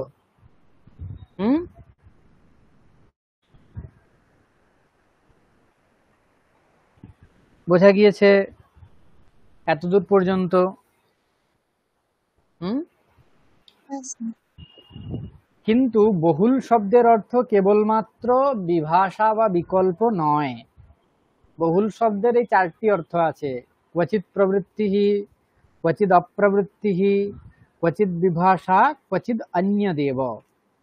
তার মানে বহুল বহুলার্থ যদি গ্রহণ করা হয় তাহলে কি হবে, কোনো কোনো ক্ষেত্রে যদি প্রবৃত্তি নাও থাকে তাও সেক্ষেত্রে প্রবৃত্তি হবে। ক্বচিৎ অপ্রবৃত্তি তার মানে প্রাপ্তি থাকলেও সেক্ষেত্রে হবে না, অপ্রবৃত্তি মানে প্রবৃত্তি হবে না। ক্বচিৎ বিভাষা, বহুল শব্দের দ্বারা অনেক জায়গায় নিত্য গ্রহণ থাকলে সেখানে বহুল শব্দের দ্বারা আমরা বৈকল্পিক বিধান করি। ক্বচিৎ অন্য দেব, তার মানে এই যে প্রবৃত্তি অপ্রবৃত্তি বিভাষা এগুলো বাদ দিয়ে অন্য কিছু কাজ হয়। ঠিক আছে, বহুল শব্দ যে গ্রহণ করা হয়েছে এর এতটাই গুরুত্ব বা এর এতটাই সামর্থ্য আছে যে কি হবে, যেখানে প্রাপ্তি নেই সেক্ষেত্রেও কোনো কোনো স্থলে প্রাপ্তি হয়, যেখানে প্রাপ্তি আছে সেই সমস্ত ক্ষেত্রেও কোনো কোনো ক্ষেত্রে কি হয়, প্রাপ্তি হয় না, অপ্রবৃত্তি হয়ে যায়। কোথাও নিত্য প্রাপ্ত হলে বহুল গ্রহণের দ্বারা বিভাষা মানে বৈকল্পিক গ্রহণ হয়, বৈকল্পিক বিধান হয়। ক্বচিৎ অন্য দেব, কোন কোন স্থলে এই সব কিছু ছেড়ে দিয়ে অন্যই কিছু কাজের বিধান করা হয়। বোঝা গিয়েছে চারটি অর্থ? স্যার বিভাষাটা একবার বলবেন, মানে প্রবৃত্তি মানে বিভাষা কখন শব্দের অর্থ হচ্ছে বিকল্প। আচ্ছা, ঠিক আছে। ঠিক আছে, আর হ্যাঁ, মানে প্রবৃত্তি হচ্ছে কখনো নেওয়া হচ্ছে, আর অপ্রবৃত্তি মানে কখনো নেওয়া হচ্ছে না। আর হ্যাঁ বিভাষা মানে বিকল্প, আর অনিয়াদ এবার মানে হচ্ছে অন্য কোনো অর্থে দেয়া হচ্ছে। হ্যাঁ, অ্যাকচুয়ালি কি হয়, আমরা সাধারণভাবে বহুল যেখানে থাকে সেখানে আমরা বৈকল্পিক বিধান করে দিই। ঠিক আছে, বহুল শব্দ আছে বলেই, সূত্রে বহুল গ্রহণ করা হয়েছে বলে আমরা বৈকল্পিক বিধান মেনে নিই। কিন্তু সমস্ত ক্ষেত্রেই বৈকল্পিক বিধানেই বহুল শব্দের অর্থ নয়। বহুল শব্দের চারটা অর্থ আছে। একটা হচ্ছে ক্বচিৎ প্রবৃত্তিহি, ক্বচিৎ অপ্রবৃত্তিহি, ক্বচিৎ বিভাষা, ক্বচিৎ অন্য দেব। ক্বচিৎ প্রবৃত্তি মানে বলা হচ্ছে যে অযোগ্য স্থান যেখানে, তার মানে যেখানে প্রাপ্তি নেই সেই সমস্ত স্থলেও প্রবৃত্তি হবে বহুল গ্রহণের সামর্থ্যের কারণে। ক্বচিৎ অপ্রবৃত্তি মানে যোগ্য স্থান যেখানে প্রাপ্তি আছে সেই সমস্ত ক্ষেত্রেও প্রাপ্তি মানে প্রবৃত্তি হবে না। ক্বচিৎ বিভাষা, কোন কোন স্থলে বৈকল্পিক কার্যের বিধান হবে। ক্বচিৎ অন্য দেব, কোন কোন স্থলে কি হবে, এই সব কিছু ছেড়ে অন্য কিছু কার্যের বিধান হবে। বোঝা গিয়েছে? তার মানে আচার্য পাণিনি যে সমস্ত স্থলে বহুল শব্দের গ্রহণ করেছেন সেখানে এই চারটের মধ্যে কোনো না কোনো অর্থে বহুল শব্দের প্রয়োগ আছে। হয় ক্বচিৎ প্রবৃত্তি মানে এই অংশটাকে বোঝানো হয়েছে, অথবা ক্বচিৎ অপ্রবৃত্তি এর অংশের কাজ আছে সেখানে, অথবা ক্বচিৎ অন্য দেব এর কাজ আছে, অথবা ক্বচিৎ বিভাষা এটা আছে। ঠিক আছে,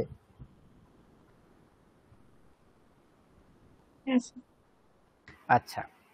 তাহলে এর আগে দেখুন তব্য এবং তব্যতব্য অনিয়র প্রত্যয় কোন অর্থে বিধান করা হয়েছে? এটা উচিত ওইরকম সময় হ্যাঁ, বলবেন। ভাব এবং কর্ম অর্থে, তাই তো? ও হ্যাঁ, ভাব এবং কর্ম অর্থে। কিন্তু একটা উদাহরণ দেখুন, স্নাতি অনেন ইতি স্নানীয়ম চূর্ণম।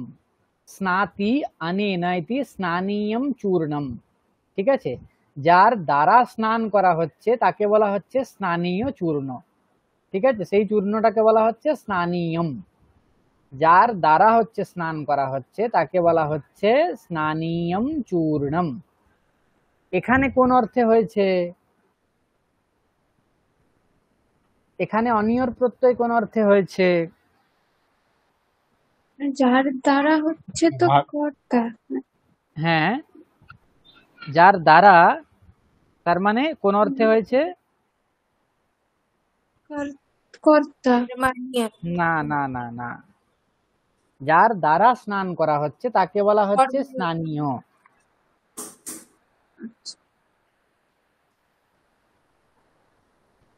এখানে করণ অর্থে প্রত্যয় হয়েছে, অনিয়র প্রত্যয় হয়েছে, করণ অর্থে প্রত্যয় হয়েছে। বোঝা গিয়েছে? হ্যাঁ স্যার। স্নাতি অনেন, এই করণ অর্থে প্রত্যয় এখানে হয়েছে। আচ্ছা, করণ অর্থে তব্য বা অনিয়র প্রত্যয় কি সূত্রকার বলেছেন?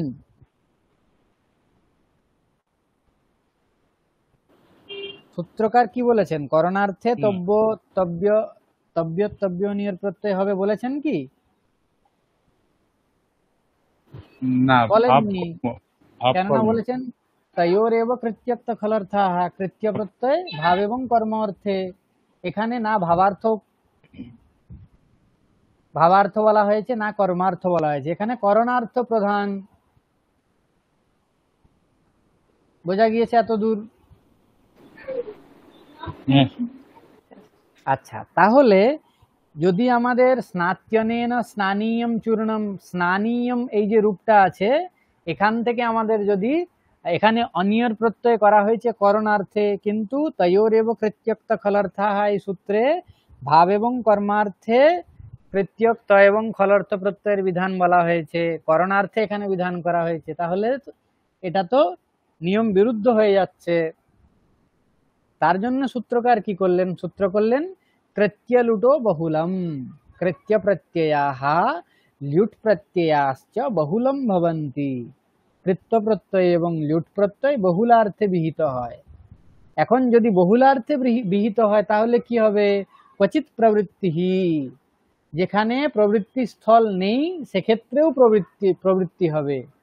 ক্বচিৎ অপ্রবৃত্তি, যেখানে প্রবৃত্তি স্থল আছে কিন্তু সেক্ষেত্রেও প্রবৃত্ত হবে না। ক্বচিৎ বিভাষা, কোন কোন স্থলে বৈকল্পিক বিধান হবে। ক্বচিৎ অন্যদেব, কোন স্থলে অন্যই কাজ হবে। তাহলে এই যে চারটি অংশ আছে এর মধ্যে কোন অংশটার জন্য এখানে করণার্থে তব্য প্রত্যয় অনিয় প্রত্যয় হচ্ছে বলুন তো ভেবে? প্রবৃত্তি ছিল তার অপ্রবৃত্তি করা হচ্ছে, নাকি প্রবৃত্তি থাকেনি তার প্রবৃত্তি করা হচ্ছে, নাকি বৈকল্পিক বিধান হচ্ছে, নাকি অন্য কিছু বিধান হচ্ছে?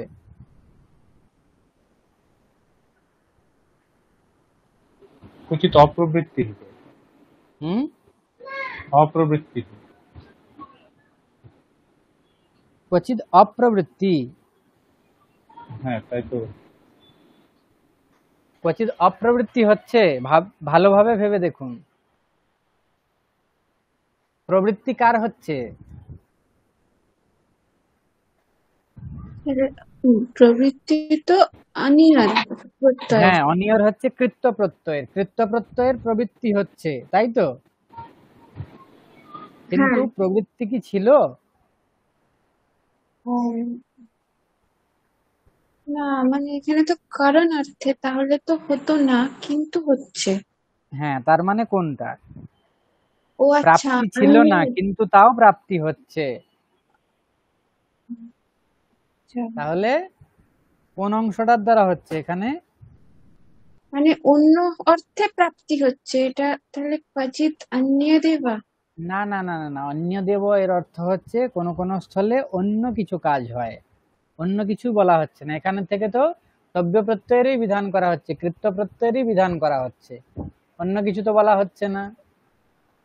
হুম, ভালোভাবে আচ্ছা। ভাবুন, কৃত্য প্রত্যয়ের প্রবৃত্তি ছিল না কিন্তু প্রবৃত্তি হচ্ছে। ও আচ্ছা, প্রবৃত্তি হচ্ছে মানে এখানে আমি ওটাকেও করছি, তাই জন্য ক্বচিৎ প্রবৃত্তি হচ্ছে। হ্যাঁ, ক্বচিৎ প্রবৃত্তি, দেখুন তব্য প্রত্যয়ের কৃত্য প্রত্যয়ের প্রবৃত্তি ছিল না, তয়োরেব কৃত্যক্ত খলর্থাঃ এই সূত্রের দ্বারা ভাব কর্মতেই প্রবৃত্তি ছিল, করণার্থে প্রবৃত্তি থাকেনি, কিন্তু তা সত্ত্বেও আমরা কৃত্যলুটো বহুলম সূত্রে বহুল গ্রহণের সামর্থ্যের কারণে এখানেও প্রবৃত্তি করাচ্ছি। প্রত্যেকে বুঝতে পেরেছেন?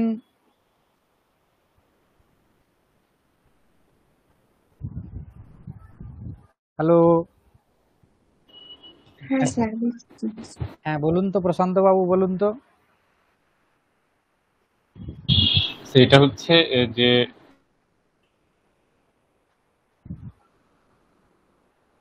হ্যালো, শোনা যাচ্ছে না, বলুন। হরি ওম।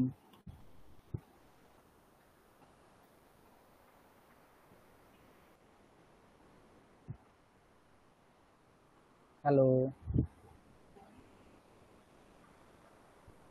স্যার আপনার কথা শুনতে পাচ্ছি, প্রশান্ত বাবুরটা শুনতে পাচ্ছি। আচ্ছা,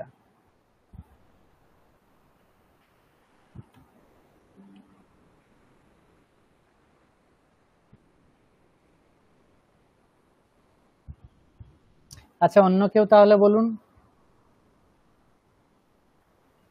কৃত্যলুটো বহুলম সূত্রের অর্থ এবং স্নাত্যনেন স্নানীয়ম চূর্ণম, এখানে বহুলার্থ কোন বহুলার্থের গ্রহণ করা হয়েছে? যে বহুলের চারটা অর্থ বলা হলো, কোন অংশটা নেওয়া হয়েছে এখানে?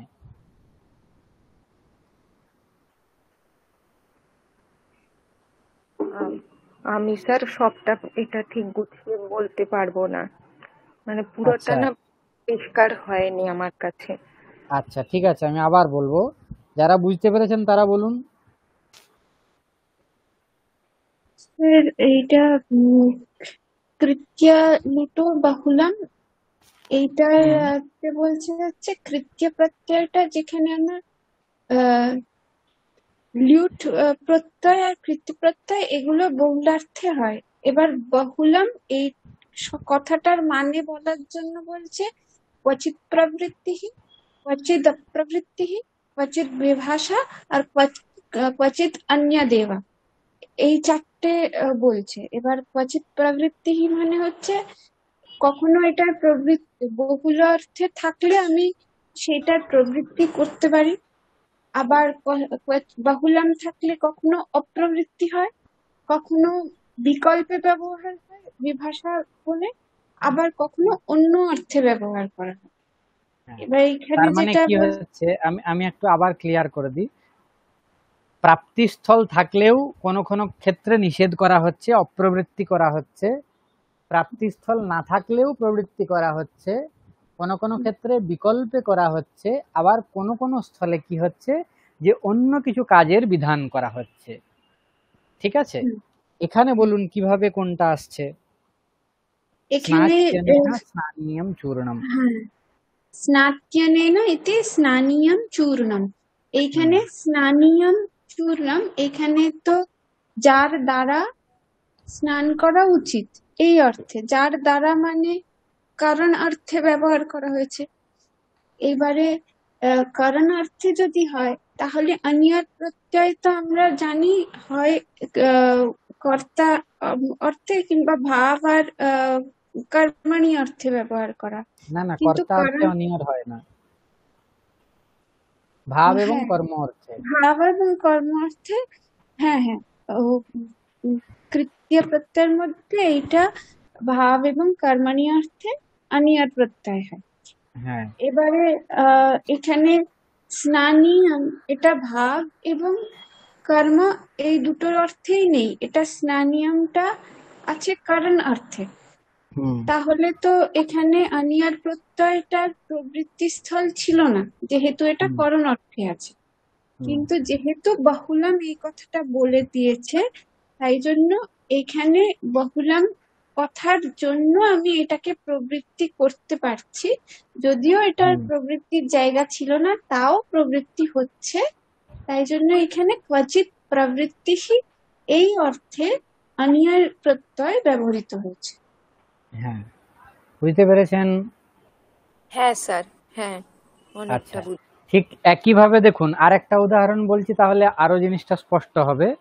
দীয়তে अस्मै दानीयः विप्रः, দীয়তে अस्मै दानीयः विप्रः, তার মানে যাকে দান দেওয়া হচ্ছে সে হচ্ছে দানীয় বিপ্র, ব্রাহ্মণ।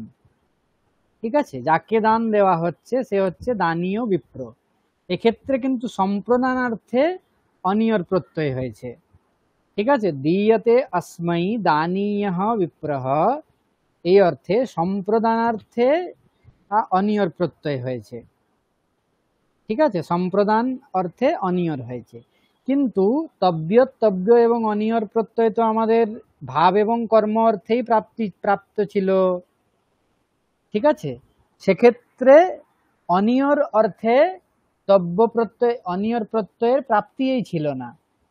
কিন্তু তা সত্ত্বেও কৃত্যলুটো বহুলম এই সূত্রে বহুল গ্রহণ করা হয়েছে, তার সামর্থ্যের কারণে, বহুল গ্রহণের কারণে এখানে যদিও প্রবৃত্তি ছিল না সম্প্রদানার্থে অনিয়র প্রত্যয়ের, কিন্তু বহুল গ্রহণের কারণে এখানে সম্প্রদানার্থেও অনিয়র প্রত্যয়ের প্রবৃত্তি হচ্ছে। বোঝা গিয়েছে? ভাব, কর্ম ইত্যাদি অর্থ তো আছেই, এগুলো বাদ দিয়েও করণ, সম্প্রদান, অপাদান, অধিকরণ ইত্যাদি অর্থেও এই কৃত্য প্রত্যয় এবং লুট প্রত্যয় হবে। বোঝা গিয়েছে? হ্যাঁ স্যার। ঠিক একইভাবে এখানে ক্বচিৎ প্রবৃত্তি এর অংশটা এসেছে। বিভিন্ন সূত্রে দেখতে পাবেন ক্বচিৎ অপ্রবৃত্তি, তার মানে সূত্রের দ্বারা প্রাপ্তি ছিল কিন্তু তা সত্ত্বেও বহুল গ্রহণ করে দেওয়া হয়েছে বলে সেক্ষেত্রে প্রাপ্তি হবে না। কোন কোন ক্ষেত্রে কি হবে, বহুল শব্দ গ্রহণের ফলে বিকল্পে কাজ হচ্ছে, বিভাষা কাজ হচ্ছে, হ্যাঁ, দুটো পক্ষই থাকবে। ক্বচিৎ অন্য দেব, কোন কোন ক্ষেত্রে অন্য কোনো কাজ হবে। এই যে বাকি পক্ষগুলো আছে, বাকি অংশগুলো আছে, এগুলো আমাদের আগে আগে আসবে, এখন আমরা ডিটেলসে বলছি না কিছুই। ক্বচিৎ প্রবৃত্তি এটা ভালোভাবে বোঝা গিয়েছে, সমাসের সময় আসবে। ঠিক আছে, ক্বচিৎ অপ্রবৃত্তি রামো জামদগ্নি ইত্যাদি, বিশেষণম বিশেষ্যেন বহুলম ইত্যাদি সূত্র আছে। তারপর ক্বচিৎ বিভাষা মঘবা বহুলম ইত্যাদি সূত্র আছে। সেই সময় আসবে, তখন আমরা এগুলো দেখব। ঠিক আছে, এখানে বোঝা গিয়েছে কৃত্য প্রত্যয় এবং লুট প্রত্যয় বহুলার্থে হয়, এটা বলার জন্য এখানে স্নাত্যনেন স্নানীয়ম চূর্ণম দীয়তে अस्मै দানীয়ঃ বিপ্রহ ইত্যাদি যে সমস্ত স্থল আছে, এই স্থলেও এদের বিধান হচ্ছে, কৃত্য এবং লুট প্রত্যয়ের বিধান করা সম্ভব হচ্ছে। বিধের বিধানম বহুধা সমীক্ষ্য চতুর্বিধম বাহুলকম বদন্তি। 4 প্রকার বাহুলক বলে থাকেন শাস্ত্রকারেরা। বিধের বিধানম বহুধা সমীক্ষ, বিধির বিভিন্ন ধরনের বিধান, অনেক প্রকার বিধান দেখে সেগুলো আলোচনা করে বিচার করে 4 প্রকারের বাহুলক বা বহুলার্থ বলা হয়ে থাকে। একটা হচ্ছে ক্বচিৎ প্রবৃত্তি, ক্বচিৎ অপ্রবৃত্তি, ক্বচিৎ বিভাষা, ক্বচিৎ অন্যদেব। এটা হচ্ছে, এই 4টা হচ্ছে বহুলার্থ। তাহলে যদি কোনো স্থানে বলা হয় বহুলার্থে কোনো কাজ হবে, সেক্ষেত্রে এই 4টির মধ্যে কোনোটা হতে পারে, ক্বচিৎ প্রবৃত্তি, ক্বচিৎ অপ্রবৃত্তি, ক্বচিৎ বিভাষা, ক্বচিৎ অন্যদেব। বুঝতে পেরেছেন? হ্যাঁ স্যার। এতদূর পর্যন্ত সকলের কাছে স্পষ্ট? হ্যাঁ স্যার। আচ্ছা,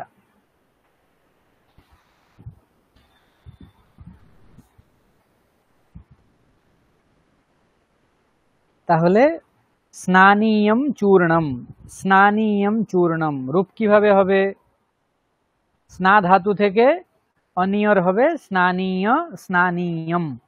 ঠিক আছে, ঠিক একইভাবে দীয়তে अस्मै দানীয়ঃ বিপ্রহ, দা ধাতু থেকে অনিয়র প্রত্যয় দানীয়ঃ। বোঝা গিয়েছে? স্নাত্যনেন ইতি স্নানীয়ম চূর্ণম দীয়তে अस्मै দানীয়ঃ বিপ্রহ।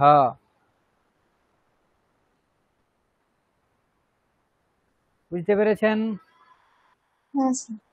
মানে হ্যাঁ তারপরে স্যার ওই যেটা করণটার যে রকম বচন হচ্ছে সেই অনুযায়ী হবে তো?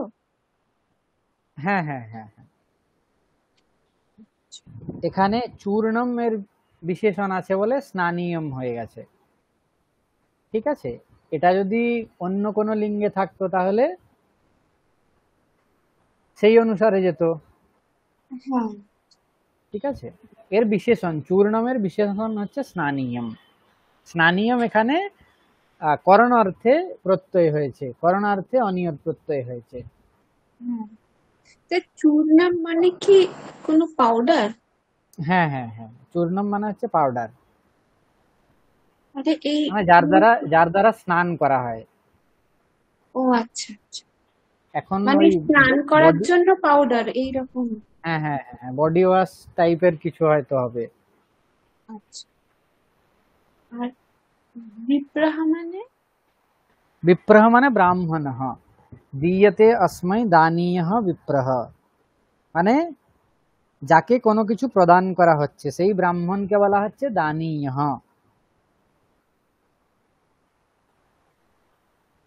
বোঝা গিয়েছে? হ্যাঁ স্যার।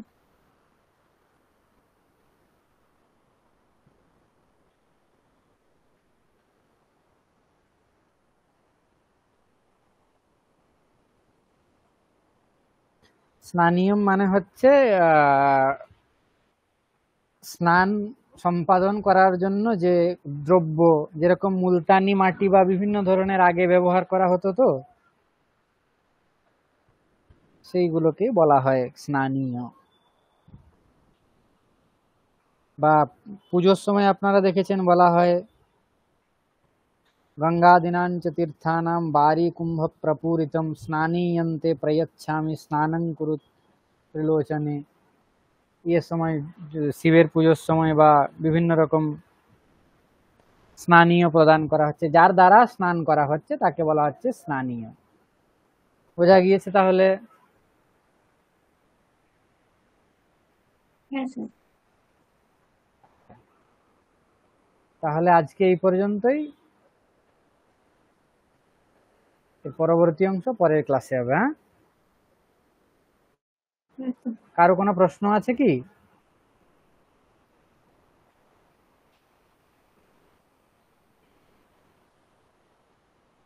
রূপ সাধন গুলো করতে হবে। এখানে রূপ সাধন গুলো একেবারেই সহজ আছে, কিছুই নেই সেরকম। ধাতু, তারপর প্রত্যয়, সামান্যভাবে কোথাও যদি গুণ বা বৃদ্ধি হয় সেগুলো। ঠিক আছে, রূপ সাধন গুলো প্র্যাকটিস করবেন। হ্যাঁ স্যার। স্যার একটু কোন কোন ওই আজকে যে কটা হলো এইগুলোই তো, মানে হ্যাঁ হ্যাঁ হ্যাঁ, ই থেকে এধনিয়ম থেকে দানীয় পর্যন্ত। ঠিক আছে তাহলে।